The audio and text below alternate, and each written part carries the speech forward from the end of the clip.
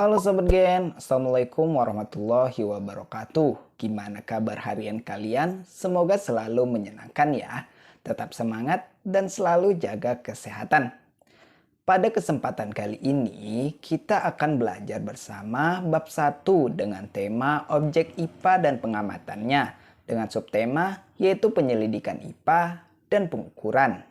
Sahabat Gen, berikut ini adalah kompetensi dasar 3.1 pada bab 1 ini, yaitu kalian mampu untuk menerapkan konsep pengukuran berbagai besaran yang ada pada diri sendiri, makhluk hidup lain, dan benda-benda di sekitar, serta pentingnya penggunaan satuan standar baku dalam pengukuran.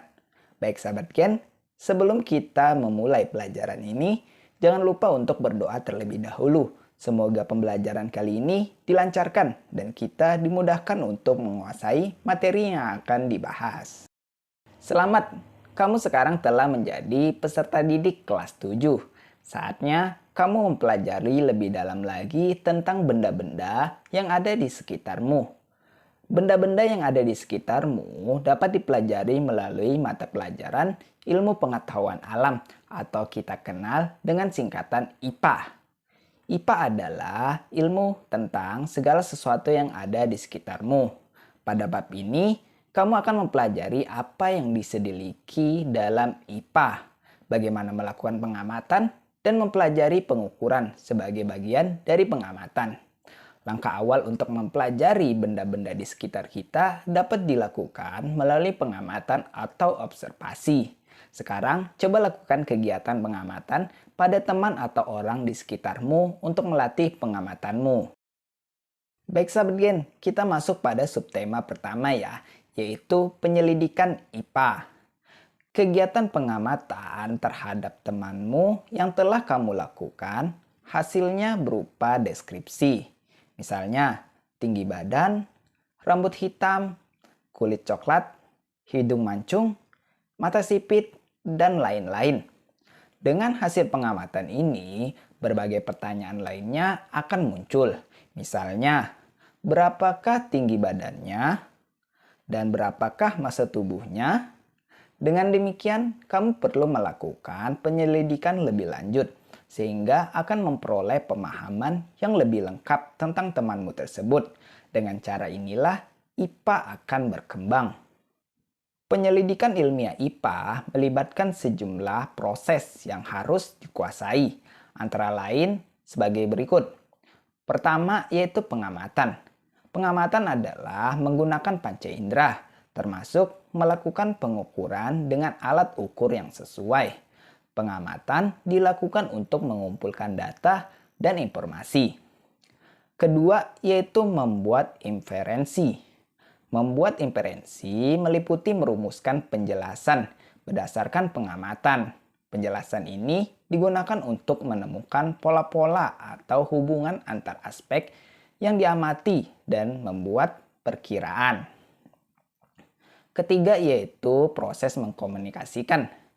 Nah, di sini kegiatannya adalah mengkomunikasikan hasil penyelidikan baik lisan maupun tulisan. Hal yang dikomunikasikan termasuk data yang disajikan dalam bentuk tabel, grafik, bagan, dan gambar yang relevan.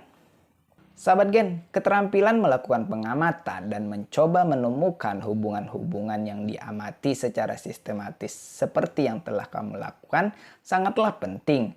Dengan keterampilan ini, kamu dapat mengetahui bagaimana mengumpulkan fakta dan menghubungkan fakta-fakta untuk membuat suatu penafsiran atau kesimpulan. Keterampilan ini juga merupakan keterampilan belajar sepanjang hayat yang dapat digunakan bukan saja untuk mempelajari berbagai macam ilmu, tetapi juga dapat digunakan dalam kehidupan sehari-hari. Melalui ilustrasi berikut ini, kamu akan mengetahui tentang bagaimana kegunaan belajar IPA di kehidupan sehari-hari. Dengan belajar IPA, kamu mampu untuk pertama, memahami berbagai hal di sekitar kita. Misalnya, mengapa matahari bersinar? Kedua, menyelesaikan masalah. Dengan belajar IPA, Kita dapat bertanya, misalnya bagaimana mendapatkan air bersih dari air keruh. Kemudian ketiga, berpikir logis dan sistematis. Melalui pembelajaran IPA, kita dapat merumuskan kesimpulan. Misalnya, jika datanya seperti ini, apakah kesimpulannya? Kemudian yang keempat, dengan belajar IPA, kamu mampu untuk meningkatkan kualitas hidup. Misalnya, apakah bunga yang ditanam akan tumbuh? Melalui pertanyaan-pertanyaan seperti ini, kita dapat pelajari semuanya dalam ilmu pengetahuan alam dan coba untuk melakukan pengamatan dan percobaan untuk menyelesaikan setiap apa-apa yang ditanyakan dengan cara mencari solusi dan pemecahan masalahnya. Sahabat Gen, objek IPA tidak hanya sebatas pengamatan pada teman dan di lingkungan di sekitarmu saja. Objek yang dipelajari dalam IPA meliputi seluruh benda di alam dengan segala interaksinya untuk dipelajari pola-pola keteraturannya. Objek tersebut dapat berupa benda yang sangat kecil atau renik, misalnya bakteri, virus, bahkan partikel-partikel penyusun atom. Juga dapat berupa benda-benda yang berukuran sangat besar, misalnya lautan, bumi, matahari, hingga jagat raya ini. Tiga gambar ini menunjukkan berbagai benda hidup dan lingkungannya yang dapat dijadikan objek pengamatan di dalam ilmu pengetahuan alam. Perlu diketahui, Gen, pada saat ini penyelidikan tentang alam telah menghasilkan kumpulan pengetahuan yang demikian kompleks. Untuk memudahkan pengetahuan-pengetahuan tersebut digolongkan menjadi 4, yaitu fisika, mempelajari tentang aspek mendasar alam, misalnya materi, energi, gaya, gerak, panas, cahaya, dan berbagai gejala alam fisik lainnya. Kedua yaitu kimia, meliputi penyelidikan tentang penyusun dan perubahan zat. Ketiga yaitu biologi, mempelajari tentang sistem kehidupan mulai dari ukuran renik sampai dengan lingkungan yang sangat luas. Dan keempat yaitu ilmu bumi dan antariksa, yaitu mempelajari asal mula bumi, perkembangan dan keadaan saat ini, bintang-bintang, planet-planet, dan berbagai benda langit lainnya. Baik sahabat Gen, kita masuk pada subtema kedua ya, yaitu pengukuran sebagai bagian dari pengamatan. Pengamatan objek dengan menggunakan indera merupakan kegiatan yang penting untuk menghasilkan deskripsi suatu benda. Akan tetapi, seringkali pengamatan seperti itu tidak cukup. Kamu memerlukan pengamatan yang memberikan hasil yang pasti ketika dikomunikasikan kepada orang lain. Contoh, pernahkah kamu pergi ke penjahit untuk minta dibuatkan baju? Bagaimana penjahit dapat membuatkan baju dengan ukuran yang tepat? Atau pernahkah kamu melihat orang jual beli buah, misalnya duku? Bagaimanakah menentukan banyaknya duku secara akurat? Semua peristiwa di atas terkait dengan kegiatan pengukuran. Mengukur merupakan kegiatan penting dalam kehidupan dan kegiatan utama di dalam IPA. Contoh, kamu hendak mendeskripsikan suatu benda, misalnya mendeskripsikan dirimu. Kemungkinan besar kamu akan menyertakan tinggi badan, umur, masa tubuh, dan lain-lain. Tinggi badan, umur, dan masa tubuh merupakan sesuatu yang dapat diukur. Nah sahabat Gen, segala sesuatu yang dapat diukur disebut besaran. Seperti yang telah kamu lakukan, mengukur merupakan kegiatan membandingkan suatu besaran yang diukur dengan besaran sejenis yang dipakai sebagai satuan. Misalnya kamu melakukan pengukuran panjang meja dengan jengkalmu. Dengan demikian, kamu harus membandingkan panjang meja dengan panjang jengkalmu. Jengkalmu digunakan sebagai satuan pengukuran. Misalnya, hasil pengukurannya yaitu panjang meja sama dengan 6 jengkalmu.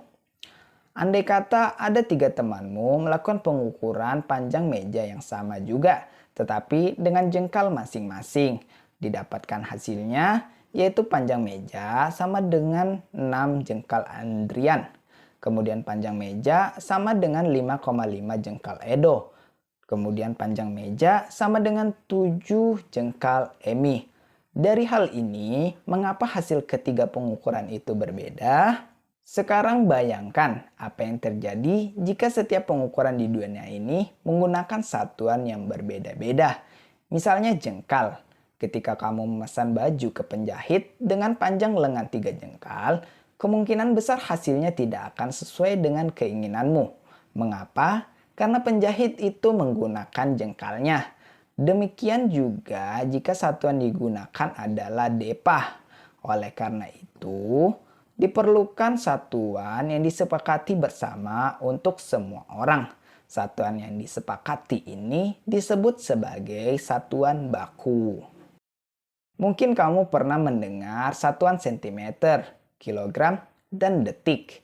Satuan-satuan tersebut adalah contoh satuan baku dalam sistem internasional atau disingkat SI. Setelah tahun 1700, sekelompok ilmuwan menggunakan sistem ukuran yang dikenal dengan nama sistem metrik. Pada tahun 1960, sistem metrik dipergunakan dan diresmikan sebagai sistem internasional. Penamaan ini berasal dari bahasa Prancis.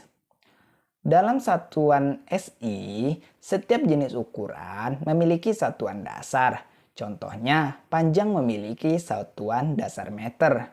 Untuk hasil pengukuran yang lebih besar atau lebih kecil dari meter, dapat digunakan awalan-awalan seperti ditunjukkan dalam tabel. Penggunaan awalan ini untuk memudahkan dalam berkomunikasi karena angkanya menjadi lebih sederhana. Misalnya, untuk menyebut 20.000 meter dapat dipermudah menjadi 20 km. Nilai kelipatan awalan tersebut menjangkau objek yang sangat kecil hingga objek yang sangat besar. Contoh objek yang sangat kecil adalah atom, molekul, dan virus. Contoh objek yang sangat besar adalah galaksi. Demikian tadi sahabat Gen mengenai pembelajaran kita pada bab 1, subtema 1 dan 2. Untuk memperkuat pengetahuanmu, kamu dapat mengulangi materi ini di waktu lain. Akhir kata terima kasih dan wassalamualaikum warahmatullahi wabarakatuh. Sampai jumpa di pembelajaran berikutnya.